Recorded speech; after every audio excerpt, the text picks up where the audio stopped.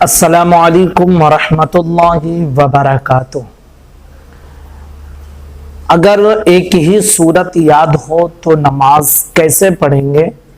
کیا ہر رکعت میں ایک ہی صورت پڑھنا جائز ہے یا نہیں؟ اگر پڑھ لیا تو نماز ہماری درست ہوگی یا نہیں ہوگی؟ انشاءاللہ اس ویڈیو میں ہم اس مسئلے کی وضاحت کرنے والے ہیں۔ سب سے پہلی چیز آپ یہ سماعت کر لیجئے کہ ہر مسلمان کو یہ چاہیے کہ کم از کم 4 سے 5 صورتیں ہم یاد کر لیں۔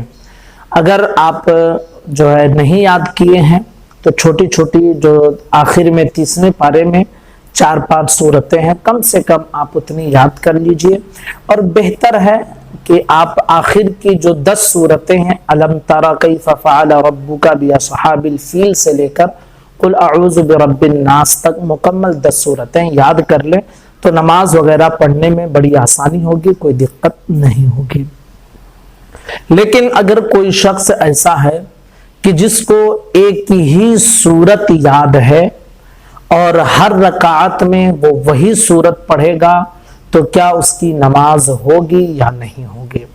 تو دیکھیے، اگر کسی شخص کو ایک ہی صورت یاد ہے اور وہ اسی صورت کو ہر رکعت میں پڑھ رہا ہے تو ایسی صورت میں اس کی نماز بلا کراہت، بغیر کسی کراہت کے اس کی نماز جائز ہے اور درست ہے، وہ ایسا کر سکتا ہے۔ ہاں، اگر کسی کو اور صورتیں یاد ہیں لیکن وہ اسی صورت کو ہر رکعت میں پڑھ رہا ہے تو ایسی حالت میں فرمایا جاتا ہے کہ ایسا کرنا مکروہ تنزیہی ہے، یعنی شریعت کو ناپسندیدہ ہے، البتہ اسے گناہ نہیں ملے گا، اس کی نماز ہو جائے گی۔ اگر اور صورتیں یاد ہیں لیکن اس کے باوجود ایک ہی صورت کو بار بار ہر رکعت میں پڑھ رہا ہے تب یہ مسئلہ ہے کہ مکروہ تنزیہی ہے۔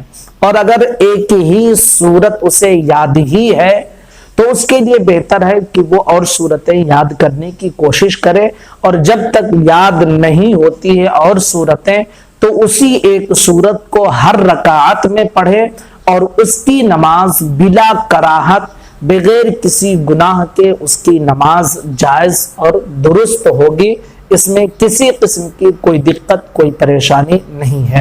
ہمارے بہت سارے ساتھی ہیں کہ جن کو ایک ہی صورت یاد ہوتی ہے اور وہ کنفیوز رہتے ہیں کہ ایک ہی صورت یاد ہے، نماز کیسے پڑھیں؟